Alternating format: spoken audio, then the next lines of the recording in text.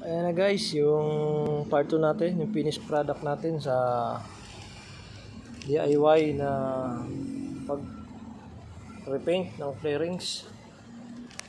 Yan, mat lang yan mga guys, hindi tayo masyadong magaling pero okay na kasi sarili naman nating motor. Ayan guys, yung mga gusto magpintura ng mga mag-DIY, ano lang, liyahin nyo lang. Unang gamitin yung liha 400 yung sukat na ano, yung gaspang nya. Tapos yung isa yung panghuli 1,000. Pero yan, di ko na kasi ginamitan niya ng ano, ng primer saka clear. Ano lang talaga siya.